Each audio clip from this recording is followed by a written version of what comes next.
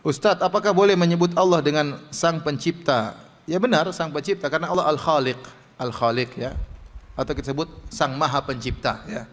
Ini kita sedang menerjemahkan kalimat apa? Al-Khaliq. Di antara nama-nama Allah adalah Al-Khaliq. Nah, terjemahan ini bisa bervariasi. Ada yang mengatakan Maha Pencipta, ada yang mengatakan Sang Pencipta ya. Orang sudah tahu yang dimaksud dengan Sang Pencipta adalah Allah Subhanahu wa taala. Atau Sang Pemberi hidup ya, enggak jadi masalah. Ini bukan sedang memberi nama tapi sedang pengkhabaran ya. Bahwasanya benar Allah yang memberi apa? Kehidupan. Tadi saya katakan bab asma lebih kecil daripada pembahasan tentang sifat, dan pembahasan sifat lebih kecil lagi dari pembahasan tentang khabar. Ya, khabar lebih luas. Kita boleh mengkhabarkan Allah dengan lisan kita, dengan cara kita, yang penting benar pengkhabaran tersebut ya. Yang penting benar pengkhabaran tersebut. Apa hikmah Rasul hanya menyebutkan nama Allah 99 ya? Ya Allah alam, mungkin nama-nama tersebut sangat penting berkaitan dengan kehidupan kita ya. Karena nama-nama Allah sangat penting. Kalau kita ingin minta maaf kita bilang ya Ghaffar, apa namanya? Kalau kita ingin ditolong oleh Allah kita mengatakan misalnya ya Al-Qahhar, ya Al-Aziz ya. Tolonglah kami di atas musuh-musuh kami misalnya, yang Maha Perkasa ya.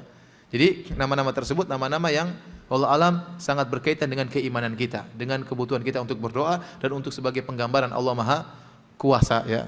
Dan ada nama-nama yang lain yang kita tidak tahu karena mungkin di luar daripada nalar kita. Wallahu alam bisawab.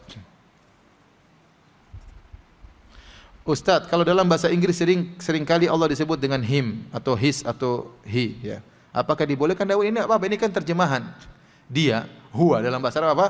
Huwa Allahul ladzi, dialah Allah, huwa. Diterjemahkan dalam bahasa Inggris him atau his atau he enggak jadi masalah. Karena ini maknanya dia. Ya. Tapi kalau dibilang bapak ini jadi masalah. Ya, jadi bapak jadi masalah. Karena ada pengertian dari tersebut bahwa Allah berarti laki-laki. Mohon penjelasannya ya. Enggak, dalam bahasa Arab huwa juga digunakan untuk laki-laki. Tapi kita tahu Allah bukan laki-laki ya. Jadi apa namanya? Artinya apa namanya? Malaikat pun demikian, tidak namanya malaikat perempuan, malaikat laki-laki, tapi tetap menggunakannya huwa, malaikat Jibril huwa ya. Jadi tidak jadi masalah karena bukan maksudnya adalah menunjukkan jenis laki-laki atau jenis perempuan ya.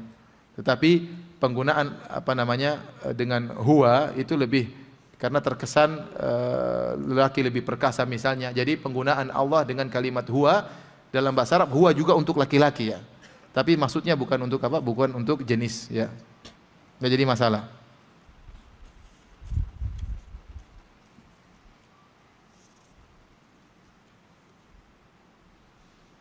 Ustaz, tolong dikoreksi nama anak saya. Adakah kesalahan dengan memakai nama sifat Allah? Nafi, Az-Zahra, Fatih, Hasanah. Banyak sekali namanya. Orang Indonesia itu kasih nama panjang-panjang, dipanggilnya nanti cuma satu aja singkatannya. Ini Nafi, Az-Zahra, Fatih, Hasanah, pasti panggilnya Nah, selesai. Ya, saya punya teman namanya Tri Raharjo Topan Nusantara, panggilnya Pan, ya sama aja Pan. Panjang-panjang buat apa? Panggilnya Pan ya. Ya, sunnahnya kita nama satu aja ya, seperti orang-orang Arab namanya satu, tapi panggilnya lengkap. Abdul Khaliq dipanggil Abdul Khaliq, nggak pernah dipanggil Lik-Lik, nggak pernah.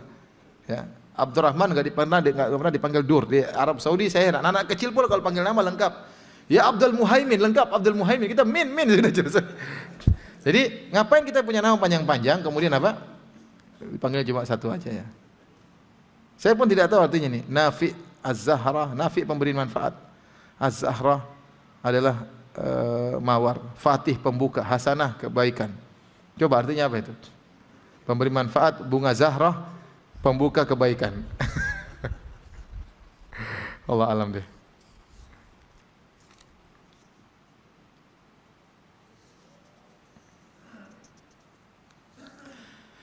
Setelah sholat subuh dan asar, apakah zikir yang dibaca adalah zikir setelah sholat fardu dan zikir pagi petang, atau cukup zikir pagi petang saja tanpa zikir setelah sholat fardu lagi?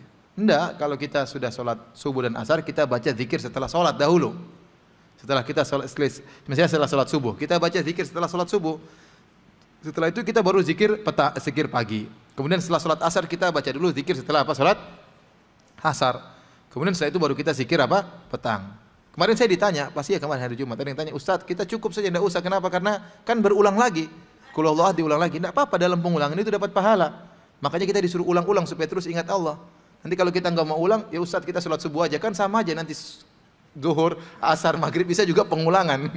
Ya, pengulangan dapat pahala. Makanya kita khatam Quran berulang-ulang karena memang Allah ingin kita ulang-ulang ingat Allah Subhanahu wa taala. Ya, karena kemarin saya ditanya demikian, Ustaz, kita tidak usah lagi zikir-zikir yang di pagi petang, tidak usah lagi dibaca tatkala zikir salat. Kenapa toh akan kita baca lagi? Yang dalam pengulangan itu ada ibadah. Ustadz, bagaimana mencerna dan menerangkan ini sesimpel mungkin kepada orang tua kita kajian ini karena sedikit ilmiah tentang iman kita dengan Allah. Tidak usah dijelaskan seperti ini. Anda menjelaskan Allah Maha Pengampun, Allah Maha Penyayang, Allah Maha Pencipta. Dia enggak punya syubhat ya. Dia enggak punya apa? Syubhat. Fitrah manusia, fitrah orang tua kita tahu adanya Allah Subhanahu wa taala. Dia tidak akan mikir macam-macam, bicara tentang istiwa dan macam-macam, sudah. Dia fitrahnya terima. Ya. Kecuali kalau ada syubhat baru Anda jelaskan. Kalau ibu Anda enggak ada syubhat, ya enggak usah. Sampai ada orang alim, ada orang terkenal ahli filsafat, dia berjalan. Kemudian diikuti oleh banyak orang. Ada orang awam bertanya, "Siapa orang ini?" "Siapa orang ini?" Maka muridnya berkata, "Ini orang hebat ini. Dia punya 1000 dalil bahwasanya Allah itu ada." Maka orang awam berkata, 1000 dalil Allah ada. Itu berarti dia punya 1000 syubhat, makanya dia. Saya pun tidak perlu begitu, orang sudah ngerti Allah itu ada sebuah fitrah, ngapain perlu 1000 dalil? Ya, kata dia. Ya, maksud saya tidak perlu antum jelaskan seperti ini. Kita berbicara di kulli maqamin maqal. Kata para ulama, setiap kondisi ada pembicaraan tertentu. Ya, tidak semua kemudian kita bahas seperti ini kepada orang tua yang umur 80 tahun sebentar lagi meninggal dunia kemudian dijelaskan. Atau bicara tentang iman, tentang takwa, suruh salat dan macam-macam.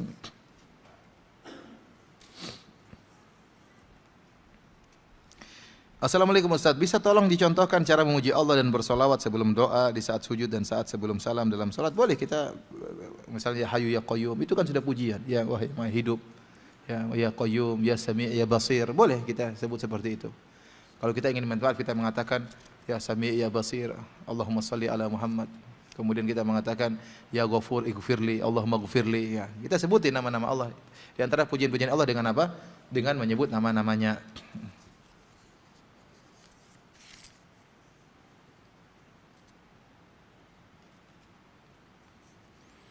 Disebutkan tadi 99 nama Allah. Apa yang dimaksud dengan man ahsaha? Barang siapa yang menguasainya maka dia akan masuk surga. Maksudnya kata para ulama, kita berusaha mengenal 99 nama tersebut.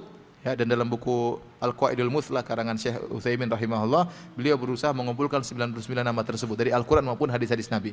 Dan buku yang paling indah tentang ini adalah bukunya Syekh Abdul Razak hafizahullahu taala tentang Fiqhu al-Asma al-Husna, fikih tentang nama-nama Allah yang terindah. Kita ngerti apa maksudnya Ghafur, apa maksudnya Rahim, apa maksudnya ini, apa bedanya Ghafur dengan Ghaffar, apa bedanya Ghafur dengan Ghaffar dengan Ghafir. Ini ada penjelasan dari kalangan para ulama, dan kita semakin cinta kepada Allah Subhanahu wa taala.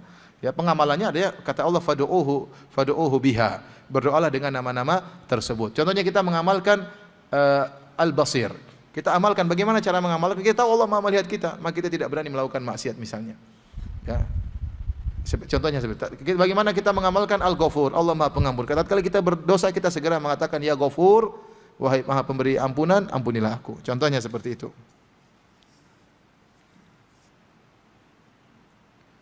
Ustadz, ada hadis yang melarang kita untuk berpayah-payah berpergian selain ketiga masjid. Lalu bagaimana dengan travel haji umrah yang menambah perjalanannya kemana-mana? Enggak, maksudnya Rasulullah SAW mengatakan la tusyaddur rihal ila thalathati masajid. Tidak boleh sengaja bersafar, maksudnya dalam rangka mencari keberkahan kecuali kepada 3 masjid. Maka tidak boleh seorang sengaja bersafar misalnya dari Jakarta pergi ke Masjid Sunan Ampel. Kenapa? Karena di situ ada berkah. Tidak boleh. Yang begini boleh cuma 3 masjid. Masjid Nabawi, Masjid Haram dan Masjid Al-Aqsa, karena 3 masjid spesial yang solat di situ pahalanya berlipat ganda. Di Masjid Nabawi 1000 kali lipat, Masjid Al-Aqsa 500 kali lipat, di Masjid Haram 100.000 kali lipat. Dan ketiga masjid ini spesial karena dibangun oleh para nabi. Ya, adapun masjid yang lain dibangun oleh manusia biasa, ya. Maka tidak boleh kita menyamakan masjid lain dengan 3 masjid spesial yang dibangun oleh para nabi, ya. Adapun kalau pergi misalnya ke Turkiya, kemana-mana, tambah perjalanan bukan dalam rangka mencari berkah, tapi sekedar untuk jalan-jalan, enggak jadi masalah, ya. Ya. Tapi jangan seperti sebagian orang cerita sama saya, Ustadz, setelah kita umroh kemudian kita jalan-jalan ke Mesir, Ustadz, kemudian kita nonton tarian perut. Ya gimana nonton perut? Habis umroh nonton tarian perut. Itu semua pahalanya kena roaming, habis gara-gara. Jadi kalau bisa Terakhir baru ke Mekah dan Madinah beristighfar di sana. Jangan setelah istighfar baru kemudian jalan-jalan ke Eropa ke macam-macam, repot seperti ini. Jadi maksud saya ya hati-hati ya. Nah, kalau berjalan-jalan dalam rangka berpesiar enggak jadi masalah ya selama itu terjauhkan dari hal-hal yang diharamkan oleh Allah Subhanahu wa taala.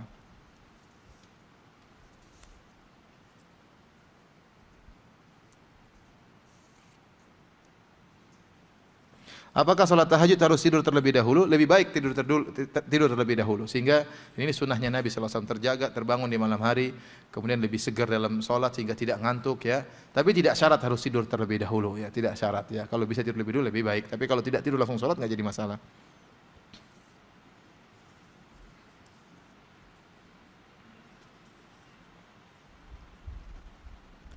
Ini banyak yang bertanya tentang bagaimana tentang berzikir, misalnya ya Hayyu, ya Hayyu, ya Qayyum, ya Qayyum, ya Qadim, ya Qadim. Ya. Saya tidak pernah mendengar dalam hadis-hadis Rasulullah SAW seperti itu, tidak ada ya. Jadi Rasulullah SAW menyebutkan nama-nama Allah dalam rangka berdoa misalnya, atau dalam memuji, tapi sekedar wiridan dengan nama-nama Allah saya tidak tahu contohnya. Ya seperti ya Qadim, ya Qadim, ya Qadim, ya Qadim. Karena ada sebagian orang juga yang ngawur ya. Ya dia kenapa antum supaya bisa hilang antum baca ya Latif, ya Latif, ya Latif, supaya bisa apa? Hilang ya. Sampai ada ini kejadiannya saya diceritain waktu kemarin ke Jogja. Ada ustadz yang ceramah, dia selalu gitu. Ya Qadim, ya Qadim, ya Qadim, ya Qadim. Akhirnya ada teman yang tegur. Dia jengkel sama ustadz ini. Ustadz, antum dari tadi ya Qadim, ya Qadim. Kita lagi di Polres ini, jangan di Qadim. Pengajiannya di mana? Di Polres.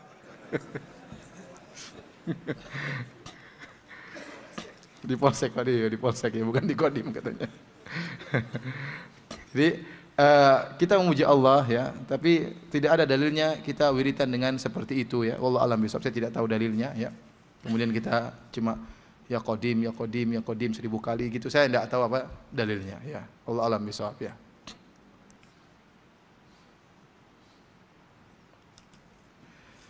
Ada lagi yang bertanya langsung ya? Silakan.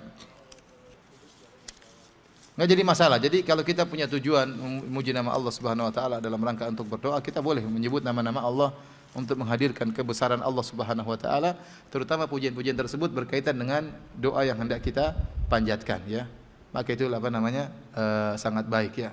Sangat baik. Tapi maksud saya tadi yang saya katakan ada wiridan tertentu, ya Qadim 1000 kali, ya Latif 1000 kali misalnya, ini saya tidak tahu contohnya dari Rasulullah sallallahu alaihi wasallam. Tapi kalau kita datang kemudian kita renungkan tentang ya Qadim, ya Rahman, kita sedang mengingat Allah Subhanahu wa taala, mudah-mudahan tidak mengapa tanpa dibatasi dengan jumlah-jumlah tertentu yang tidak dicontohkan oleh Rasulullah sallallahu alaihi wasallam. Iya. Iya. Iya. Kata beliau, ini pertanyaan dari Bapak, beliau berkata di Surabaya orang bilang kamu jangan gitu nanti Allah tahu. Di Jakarta juga bilang gitu, kamu jangan gitu nanti Allah tahu. Berarti Allah ada di mana-mana padahal Allah Maha Esa ya.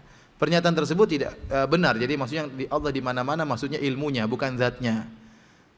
Jadi Allah di mana-mana maksudnya apa? Ilmunya. Ya. Anna Allah ya'lamu ma fis samawati wa ma fil ard ma yakunu min najwa thalathatin illa huwa rabi'uhum wa la khamsatin illa huwa sadisuhum wa la adna min dhalik wa la akthara illa huwa ma'ahum aina makanu. Ya. Jadi maksudnya Allah Subhanahu wa taala di mana-mana dengan apa? Ilmunya. Adapun zatnya tidak di mana-mana. Kalau di mana-mana dengan zatnya bahaya. Di WC, di dalam perut hewan ya, dan tidak benar ya.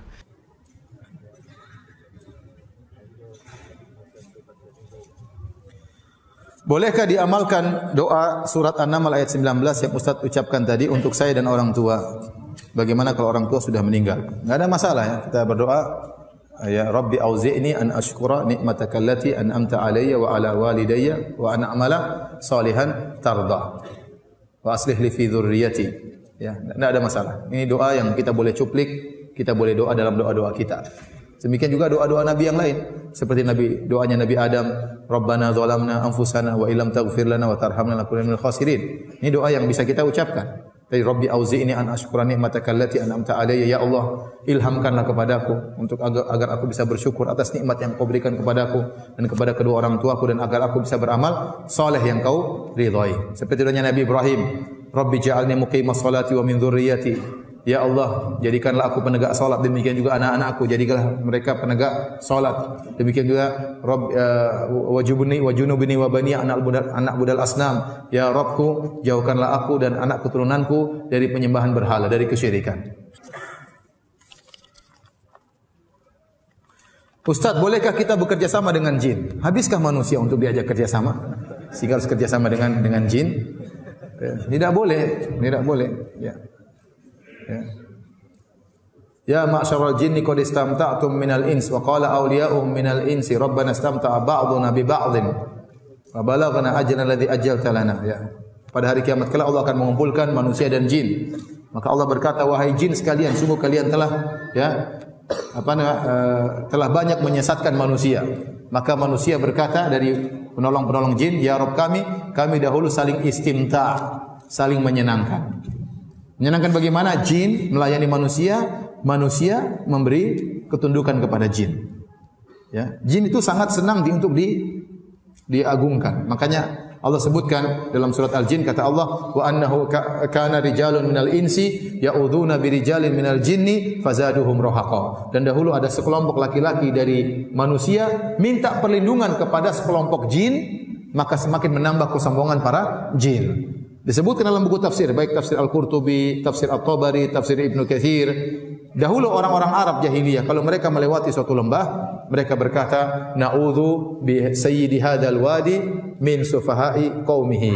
Kami berlindung kepada bos jin di lembah ini dari gangguan anak buahnya. Setelah dia mengucapkan demikian, maka tidak ada yang ganggu dia. Tapi itu adalah kesyirikan. Menjadikan jin semakin sombong, semakin angkuh. Ini adalah kesyirikan. Maka tidak boleh seorang bekerja sama dengan jin, sengaja bekerja sama dengan jin, ya. Tidak boleh. Ada yang mengatakan, Ustaz, tapi kalau jinnya muslim, dari mana kamu tahu dia muslim atau tidak? Zahirnya, Ustaz. Bagaimana zahirnya enggak kelihatan? Ya, kalau manusia bisa kita cek zahirnya, dia ke masjid, dia ke ini. Jin dari mana ente cek ya? Ya. Apalagi Nabi berkata tentang setan kata Nabi, sadaqaka huwa kadzub. Setan itu benar kali ini tapi biasanya dia berdusta. Dan kita menutup pintu-pintu ini, ya. Jangan kita buka pintu-pintu ini. Ya, saya kemarin baru dari suatu daerah, saya ceramah. Di sana banyak bentuk kerjasama dengan jin. Di antara cerita yang lucu, ya. Jadi ada kawan ini juga ustadz, ya. Cerita. Jadi dia punya paman, ya. Suka mengajarin ilmu, tapi orang kalau mengambil ilmu harus bayar mahar. Ada sepupunya ingin diajari supaya bisa pintar ngomong. Jadi ada wirid-wirid tertentu, ada ritual-ritual tertentu supaya pintar ngomong. Kata pamannya, silakan, tapi maharnya 10 gram emas. Akhirnya sepupunya ini, padahal pamannya sendiri, sepupunya datang, kasih 5 gram emas. Nanti 5 gramnya belakangan. Akhirnya omnya ngajar, pamannya ngajar, dan akhirnya dia pintar ngomong. Setelah pintar ngomong, yang pertama kali dikibulin pamannya sendiri. Sehingga dia pintar ngomong, 5 gramnya nggak dibayarin sampai sekarang katanya. Kemudian pamannya ditipu kedua kali. Paman mau gini, mau kerja. Dia pintar ngomong, akhirnya dia banyak nipu orang gara-gara pintar apa? Ngomong. Seakan-akan menghipnotis. Itu pakai ilmu. Ilmu tersebut dibayar dengan 5 gram emas. Yang pertama dia bohongin gurunya sendiri. Saya dengar cerita saya ketawa. Jadi seperti itu. Itu kerjasama dengan jin. Cerita kedua dia cerita juga. Jadi kakeknya punya pisau. Pisau ini pisau yang luar biasa sakti. Kakak dia juga seorang ustadz pergi ke suatu pondok. Pondok itu ingin diserang oleh sebagian preman-preman dari daerah yang sama. Ingin datang dari daerah yang sama. Akhirnya kakaknya ini jengkel, dia pulang kampung, dia ambil itu pisau kakeknya. Pamannya udah ngaji. Kakaknya udah ngaji, dia juga udah ngaji ustadz, ya. Dia bawa pisau tersebut. Pas tiba-tiba preman-preman tersebut datang dari kampung yang sama, dia bilang, kalian mau lawan saya? Ini pisau saya ambil dari kampung saya. Ayo, berani enggak? Enggak ada yang berani. Takut sama pisau tersebut. Akhirnya pisaunya lupa dia bawa pulang. Kakeknya di kampung sakit-sakitan, gatal-gatal, bengkak-bengkak. Kata dia, mana itu pisau? Tidak dikasih makan, saya kesakitan sekarang. Suruh bawa pulang, subhanallah. Jadi seperti itu. Jadi jinnya harus dipelihara harusnya. Khodam dipelihara, dikasih mahar, dikasih macam-macam, ada wirid-wirid tertentu. Ini semua wirid-wirid bid'ah yang tidak pernah diajarkan oleh Nabi sallallahu alaihi wasallam. Jadi saya katakan jangan membuka pintu kerjasama dengan jin. Kalau ternyata kerjasama dengan jin boleh, maka yang lebih utama Nabi dan para sahabat bekerja sama dengan jin. Mereka sangat perlu dengan jin dalam perang Badar, dalam perang Khandaq, dalam perang Uhud, dalam perang-perang yang lainnya. Namun mereka tidak pernah bekerja sama dengan jin. Wallahu ta'ala alam bisawab.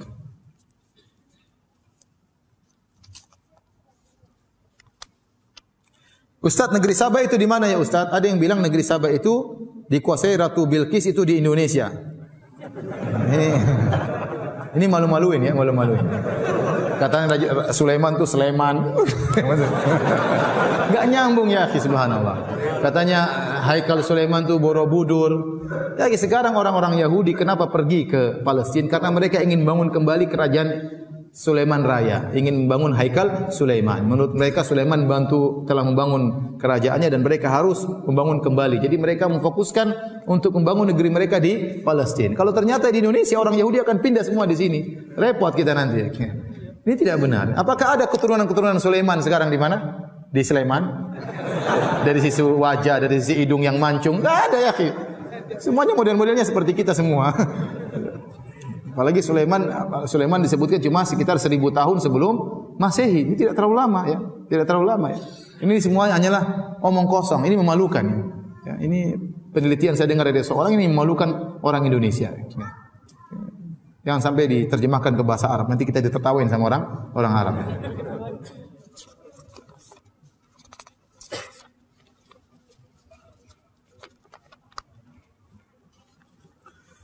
Ini ada bertanya, apakah iblis termasuk jin dan syaitan? Jadi iblis, ada istilah iblis, ada jin, ada syaitan.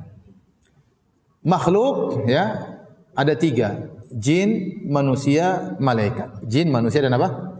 Malaikat. Manusia ada 2, ada manusia baik, ada manusia yang buruk. Manusia buruk disebut juga syaitan. Manusia buruk disebut juga apa? Syaitan. Syayatinal insi wal jinni, kata Allah, syaitan, jin dan manusia. Jin pun demikian, ada jin baik dan jin buruk. Jin buruk namanya apa? Syaitan. Jadi syaitan itu untuk yang buruk, baik dari kalangan manusia maupun kalangan jin. Adapun iblis salah satu dari jin. Yang iblis inilah satu-satunya jin yang ditunda kematiannya. Dia yang masih hidup sampai sekarang. Umurnya entah sudah berapa puluh ribu tahun ya. Tapi kalau jin-jin yang lain mereka mati sebagaimana manusia. Itulah iblis, itulah jin, itulah apa? Manusia.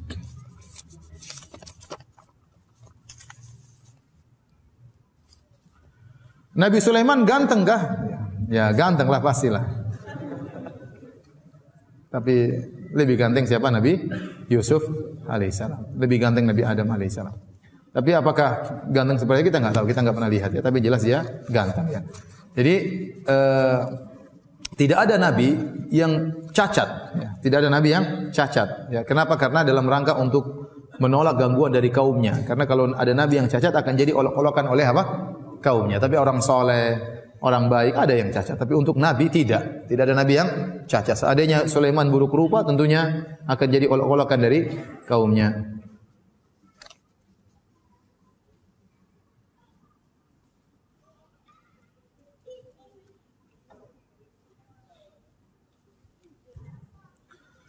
Ustaz, bagaimana kalau kita punya anak yang indigo? Apakah harus dibuang? Bagaimana caranya? Biasanya anak-anak seperti ini diganggu jin, ya, diruqyah.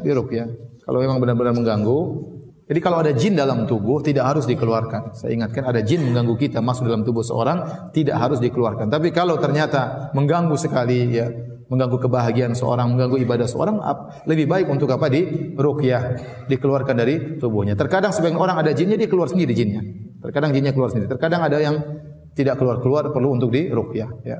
Tapi ada orang yang ada jinnya namun dia bisa hidup normal, ada, saya tahu juga ya. Tetapi maksud saya tidak harus. Tapi kalau benar-benar terganggu ya, karena jin kalau sudah masuk dalam tubuh manusia terkadang dia memberi bisikan-bisikan.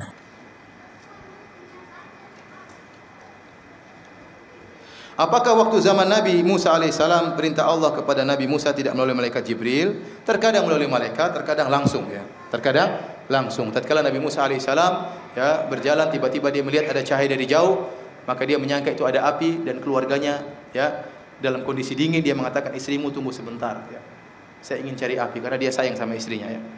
Karena dia apa? Sayang sama istrinya, dia ingin cari api untuk menghangatkan apa? Istrinya. Ternyata waktu dia pergi ke Bukit Tursina, ternyata Allah Subhanahu wa taala berbicara dengan dia ya. Jadi ada pembicaraan langsung antara Nabi Musa dengan Allah, maka Allah berkata wa kallamallahu Musa taklima. Allah berbicara dengan Musa dengan pembicaraan yang sesungguhnya. Ya, dalam ayat yang lain wa kallamahu rabbuhu. Tatkala Allah berbicara dengan Nabi Musa secara langsung.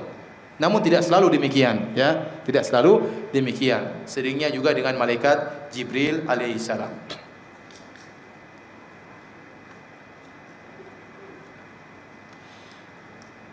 Ustaz, bagaimana cara menjelaskan pada orang yang berpemikiran liberal dan ateis tentang zat dan sifat-sifat Allah? Aduh, antum panggil Ustaz saja, jangan antum ya.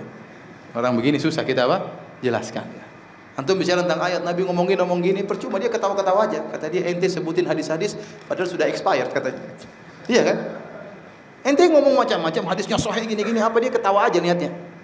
Kenapa dalam pikiran dia Nabi sudah apa? Expired. Hukum-hukum Nabi berlaku untuk Arab Badui di zaman dahulu. Sekarang kita harus ciptakan hukum-hukum yang baru yang sesuai dengan zaman kita. Paham? Maka percuma. Ente bicara Allah berfirman kata dia itu bukan perkataan Allah dalam hatinya. Allah tidak punya suara, tidak punya apa? Huruf, tidak ngomong, tidak pakai suara, tidak pakai huruf. Gimana mau nyambung? Maka saya katakan tidak usah capek-capek ya.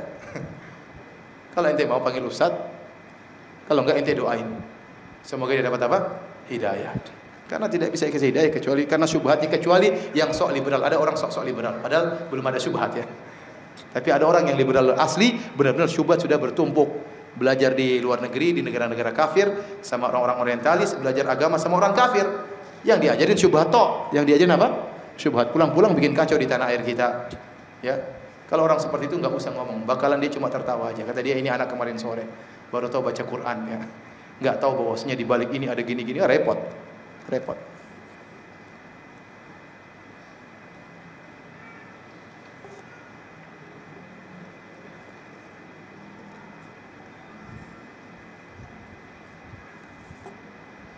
Ini ada sebagian bertanya tentang syubhat ya. Saya ingin menjelaskan tapi terlalu panjang. Yang bertanya tentang syubhat lanjutkan aja nanti insyaallah pada pertemuan-pertemuan apa?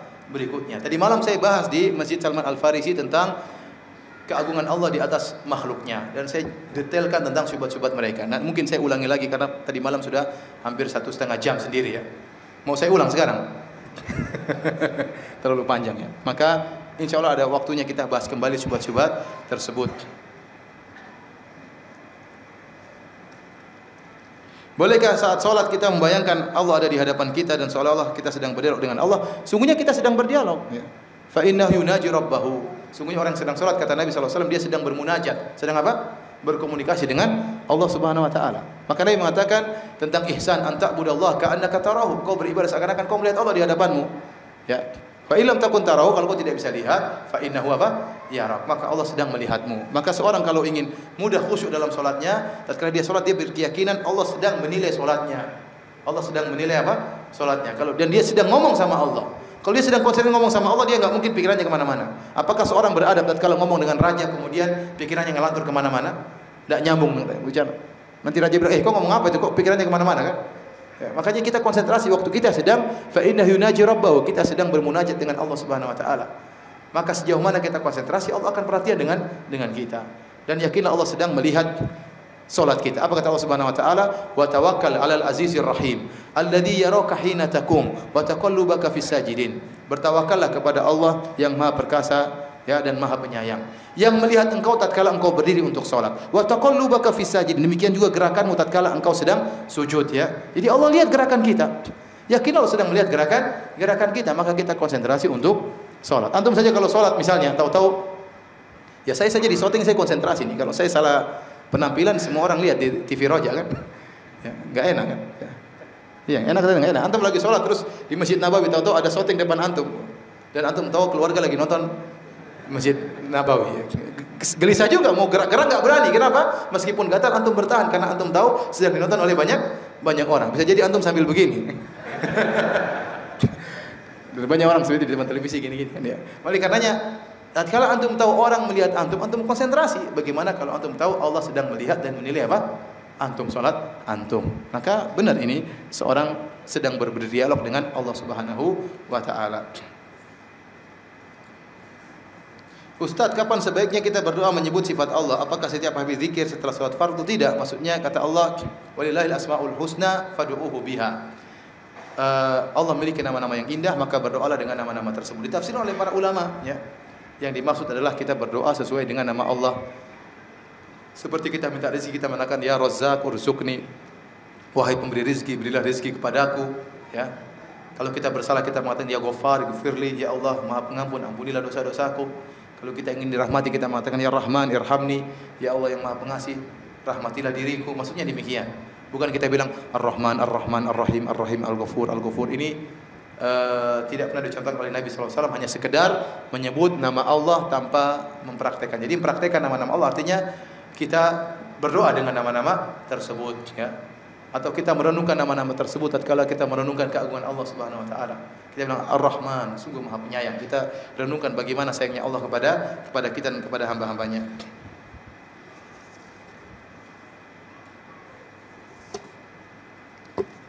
Ustaz, bagaimana cara kita memahami hadis yang mengatakan bahwasanya Allah turun ke langit dunia sepertiga malam terakhir, ya? Apakah Allah benar-benar turun? Benar-benar turun, ya. Bagaimananya kita tidak tahu. Ya, sudah dibilang tadi kan jangan tanya bagaimananya. Kalau Anda ingin tahu bagaimana turunnya Allah langit dunia, pertama Anda harus tahu langit dunia seperti apa, mana ujungnya, mana pangkalnya, berapa lebarnya, daerah mana Allah akan turun misalnya. Terus Anda harus tahu juga bagaimana zat Allah sehingga Anda tahu bagaimana cara turunnya. Kalau Anda tidak tahu bagaimana zat Allah, tidak tahu bagaimana hakikat langit, maka bagaimana bisa membayangkan bagaimana turunnya apa? Allah. Sudah beriman aja, ya. Beriman aja. Ustaz, salah satu sifat Allah adalah syifa, ya Syafi, yang Maha Penyembuh. Ibu saya sedang terkena penyakit kanker, ya. Semoga disembuhkan oleh Allah Subhanahu wa taala. Apakah anak cucunya bisa berzikir ya Syifa, ya Syifa, bukannya Syifa, ya Syafi, ya Syafi.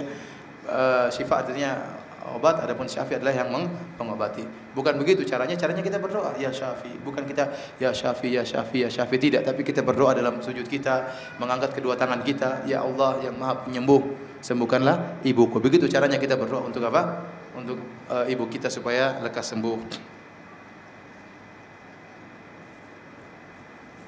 Ini banyak pertanyaan, ya, namun masalah fikih, ada yang curhat dan macam-macamnya, ya. Kurang nyambung dengan apa? Tema yang sedang kita bahas, ya.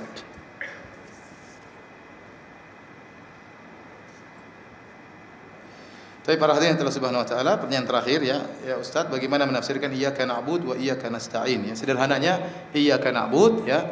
Iyyaka na'bud artinya hanya kepada Engkau kami beribadah. Wa iyyaka nasta'in hanya kepada Engkau kami mohon pertolongan. Sebenarnya dalam aturan bahasa Arab ada istilah juga SPO, yaitu subjek, predikat, objek, ya. Dan objek selalu terakhir. Biasanya predikat baru apa?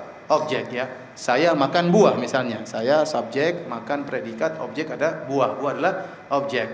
Dan dalam bahasa Arab juga demikian. Predikat selalu mendahului apa? Objek. Namun tatkala objek didahulukan, maka ini dalam bahasa Arab memberikan faedah pembatasan.